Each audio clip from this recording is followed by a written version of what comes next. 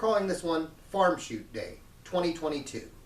The weather was fantastic today, so we thought we would head out to one of our training facilities and take a look at the Triumph Systems pop packs. These are 3-inch by 4-inch little gel-filled bags that are used as reactive targets. They have a square, a circle, or a triangle on them. There is a fourth one in green that has the Triumph Systems logo. There are no wavy lines, unfortunately. Now these are, as I say, the 4-inch by 3-inch gel reactive targets. You can hang them up. They recommend that you shoot them with a centerfire firearm, like a centerfire rifle, a centerfire pistol, or a shotgun, and not something like a .22 rimfire or, say, rimfire in general. Let's take them out today and see how they do.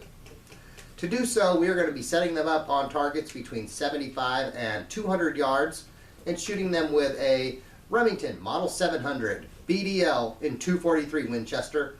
That is way older than I am. And against that, we are going to be using my Ruger American Predator in 6.5 Creedmoor. The .243 Winchester ammo we are going to be shooting today is the Winchester Silvertip 55 grain expanding polymer projectile. Our 6.5 Creedmoor ammunition today is the Aguila 140 grain full metal jacket boat tail ammunition. And now, let's hit the range. I'm going to do my first shot at the pink middle splatter target on the gong and see if we can see it splatter if I even hit it.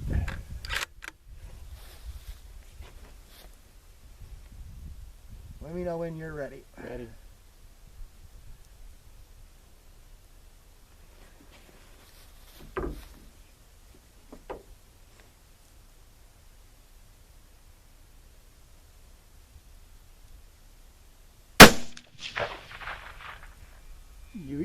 You hit it. I can see, yeah. Yeah, the target is swinging and I can see paint on the grass. Yeah.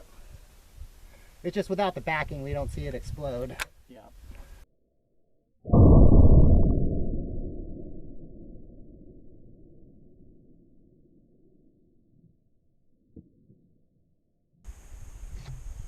Hit one on the gong of the coyote just to... Okay.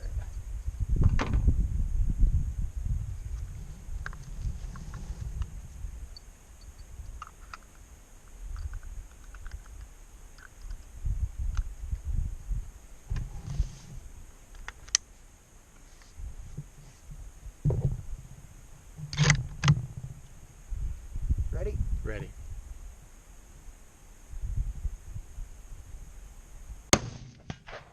Yep, you hit the gong. Okay, I think I'm a little... Or right next to it, I think I'm a little to the left of the clacker. I'm going to aim at the haunch again.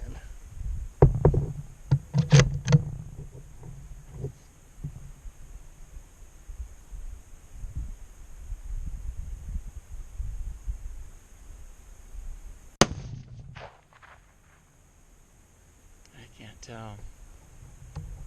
Maybe I'm a little to the right. Do one more at it. If I was going to guess, I would say you're shooting to the right a little.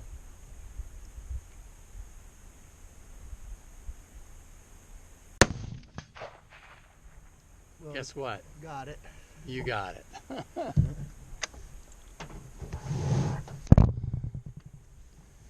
All right, one for the gong to see if I'm sighted in. All right.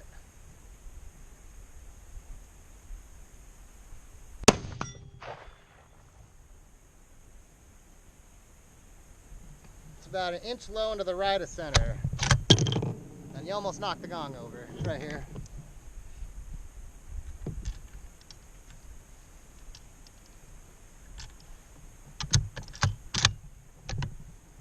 All right, I'm going to try the coyote gong. All right.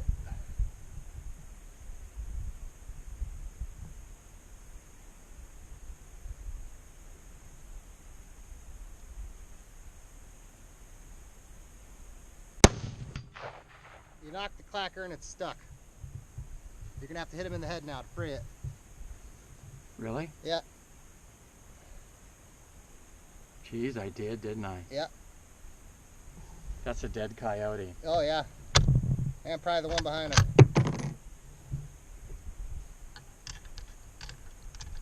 The clacker now looks like it's sticking its tongue out. It's trying to taunt you.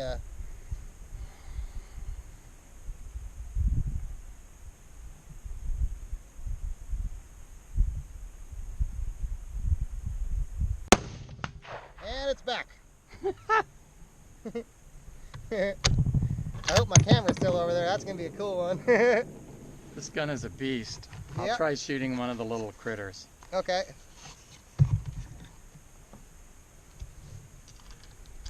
Which one are you gonna aim at? The one with the gel thing on it? It depends what I can see through the scope. Okay. I would say I'm gonna shoot the quail. You can see the quail from there? It's in the bushes, which would be a really good shot. Okay, I'm ready when you're ready.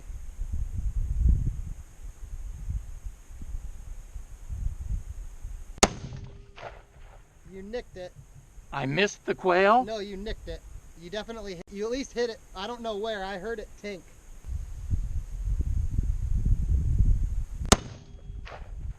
Well, he knocked over. Yeah, it's not there anymore. I'll shoot one more.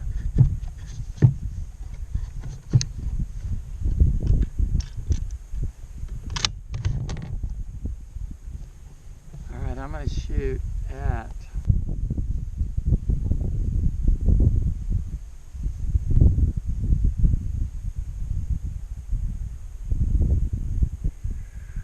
green one. On the ground.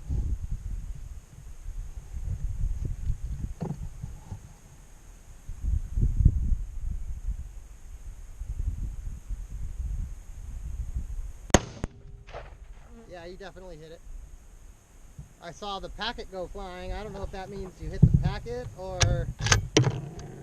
Let's take a short intermission from the range session and take a moment to talk about the firearms and the targets we're shooting here today. For our Remington 700 BDL and 243 Winchester, we see today that that firearm is pretty much spot on, and I believe it was zeroed previously with this Winchester silver tip ammunition we're shooting today. Now if we flash back to a video here, you'll see that it is the same firearm and the same ammunition that we used previously that we have seen penetrate the level 3A body armor in the past.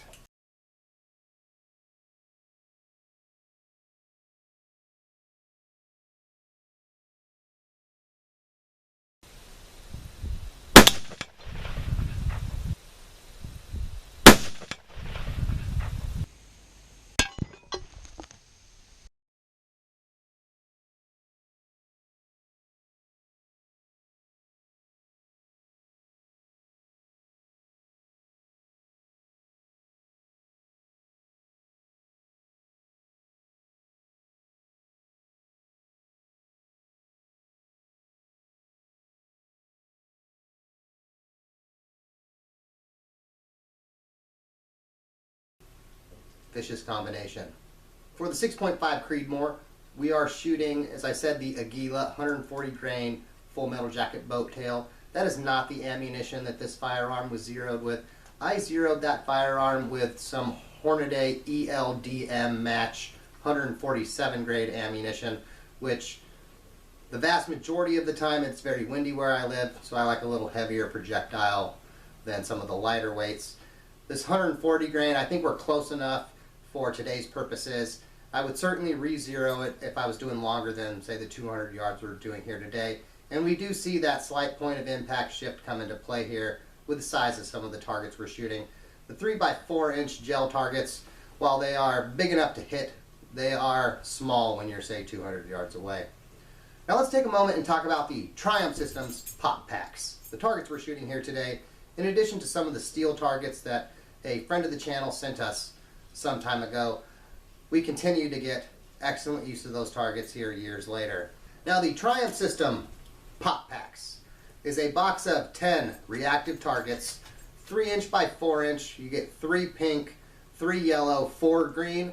There is 3 squares, 3 circles, 3 triangles, and then the 4th green one is the Triumph Systems logo. It has words on the box like train smarter, highly reactive, Navy SEAL developed, water soluble. Now the paint, gel, whatever you want to call it, that is inside these bags, to me it seems very, very similar in consistency to the paint in a paintball. If you have played the sport of paintball and been shot by a paintball, you probably have an idea of the consistency of that paint that we're talking about. Now, one thing that we see in our first session here today, and we actually saw it on camera before video, which is why I commented on it after my first shot, was that at least as far as the rifles we're shooting today, and we also did shoot it with 223, at range with nothing behind it, to the shooter you don't see the gel pack pop. To say the spectator, your spotter next to you, they do get to see that sort of spray of gel and enjoy the show. Though to the shooter, I did not find it noticeable on any of the shots I took today. Not quite as visually appealing as, say, shooting a watermelon like we've done in the past, but it is kind of a fun show nonetheless. Let's move on to set 2, and we'll see how set 2 looks here for you. Let me know when you're ready. I'm ready. All right, here we go.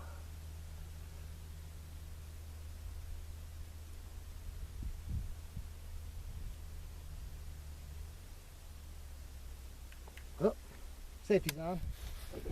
Explains why my trigger won't work.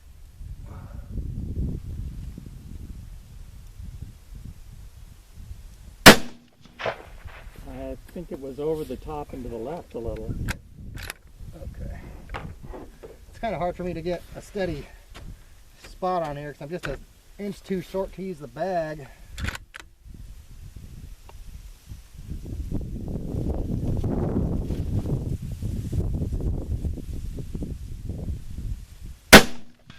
Dead center. I think it hit the bag too. You did. You splattered it. I will start by murdering the quail. All right. Let me get my binoculars up here. No shotgun necessary for me. You ready? I'm ready.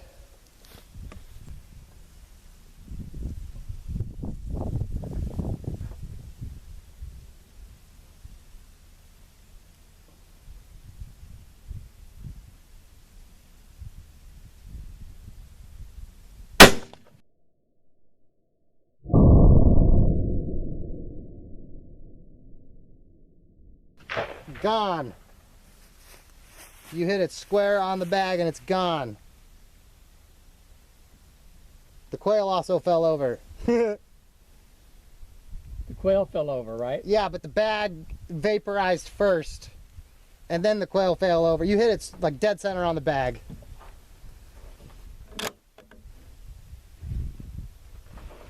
Now there is still at least one bag on the haunch of the coyote. And even though I hit the pink one on the head, I think it's still there as a target. And then of course the clacker on that too. Okay, I see a green one down there I'm gonna get. On the ground? Yeah. All right.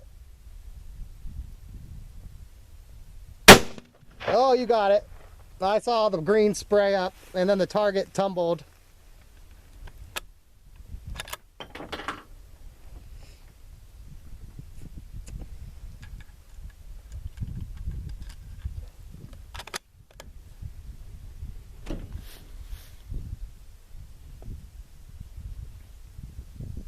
Which one you aiming for now?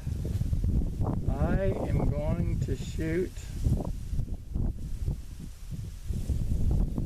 Isn't there another green one down there on the bottom? On the ground? Yeah. Yep. About the same spot where that last one was. Oh, it's gone. And there's a pink one on the far left that you might just be able to see the top 2 inches of. Like to the left of the orange bunny. I think it's a rat that has the pink target taped to it. There's like the bunny where you can just see the head, and then a foot to the left of it is the other. Okay, there's a bunny with a head down the middle, and then 5 feet to the left there's a bunny head, and then a foot to the left of that is the pink reactive target. Okay, I can see 3 bunnies. The far left one is the pink one. That's just barely sticking up in the grass. Yeah.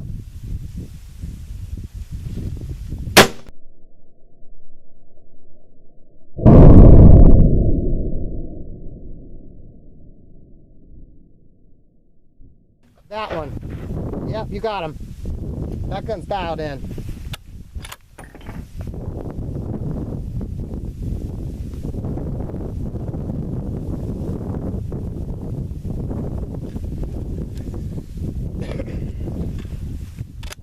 Okay, Mr. Coyote.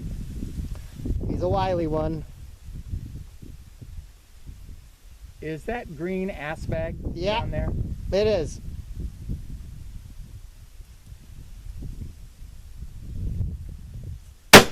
Oh, you got it. It went flying in the air. That was a good one.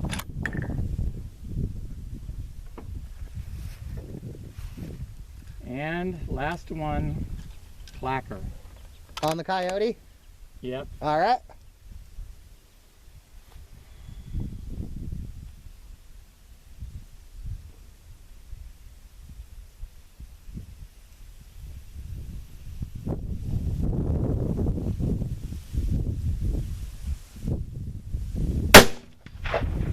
The clacker is gone.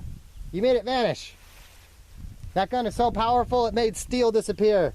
Did I really? Yeah, it's gone again. Okay, I'll have to shoot the head to get it back. Try to hit the pink bag on the head then. Be a twofer.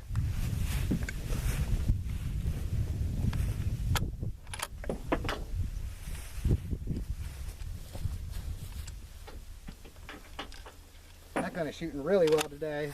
Yeah. That's about the best sequence I've ever shot with it. Your shots on the bunnies were awesome.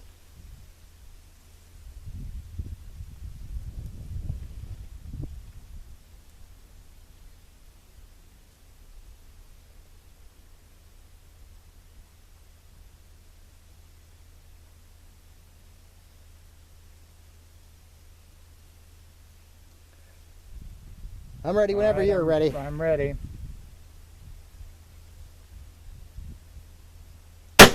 Oh, you got it. And the clacker's back. That was God, awesome. I can't do any better than that. That was awesome. I cannot do any better than that.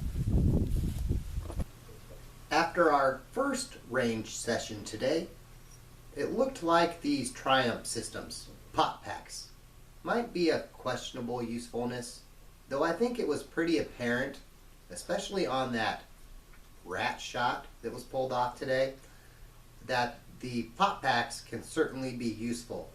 One thing that we saw here today, and it's a little deceiving, is with the camera, target cam I should say, that's the point of view cam that we use sometimes that's set up looking at the targets.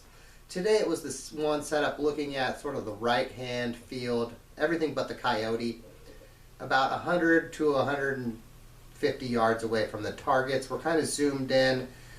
I wasn't as zoomed in as we do on some occasions because, well, I tried to keep as many targets in view as I could. And one thing we saw was at the angle the camera was, there were certain targets that looked to overlap, where to the shooter they were actually a few feet apart. Like say the 2 squirrels or the 2 rabbits at the end, where from the camera they looked like they were one target on top of the other, when in reality they were a few feet apart and just the camera angle made it look different.